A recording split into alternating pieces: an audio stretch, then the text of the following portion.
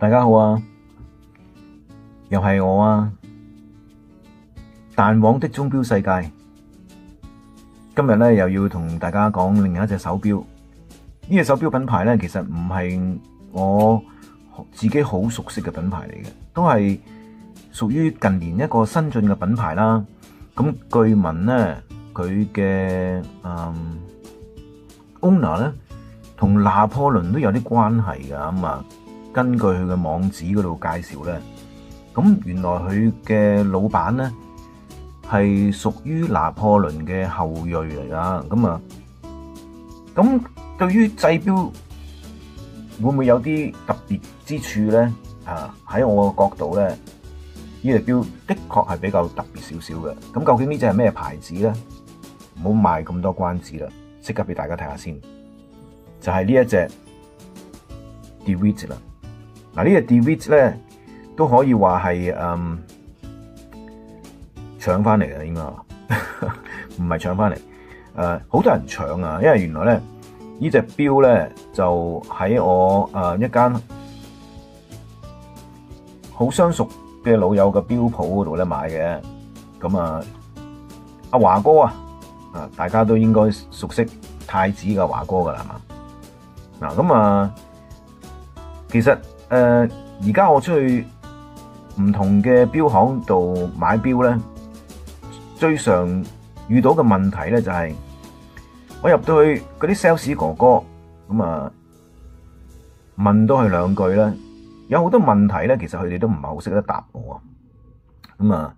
兩個原因啦，一係咧就係佢哋嘅知識本身係好貧乏啦，又呢個可能性咧就令到佢哋對我嘅問題唔能夠提供一個最佳嘅答案俾我，唔會令到我聽咗佢嘅答覆之後咧覺得滿意啊。你都知道我係一個比較挑剔啲嘅人啦，打爛沙盤問到篤啦，又帶住個 loop 鏡，又帶住一啲甚至乎如果你話我可以的話咧，相熟嘅錶行分分鐘我帶部測錶儀帶埋去咧，度下隻錶嗰個準程度我先至想博取啊。如果可以的話，不過當然唔係好相熟嘅錶行，我當然唔係好方便咁做啦。好似好臭串咁嘛。簡單啲嚟講，面對嘅問題就係一個 sales 如果唔能夠講出嗰隻錶嘅特性，講到嗰隻錶一啲好獨特之處，今時今日經濟又低迷，我哋點解仲要花錢去買一啲我哋自己唔熟悉嘅品牌呢？所以咧就形成咗有個問題，就係有好多新進嘅品牌，又或者喺個市場上邊唔係好當打嘅品牌，或者某啲型號咧，佢哋就好容易俾市場忽略咗啦。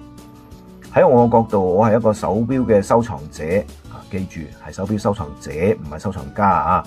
因為收藏家咧喺我角度咧，佢哋係地位更加高啊。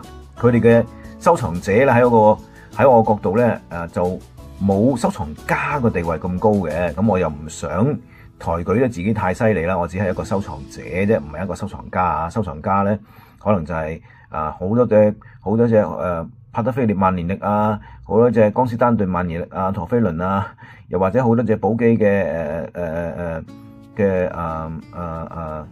陀飛輪啊。總之或者係有好多唔同品牌嘅三問錶啊等等。咁呢啲咧就真正喺我心目中咧佢哋就真正係手錶嘅收藏家啦。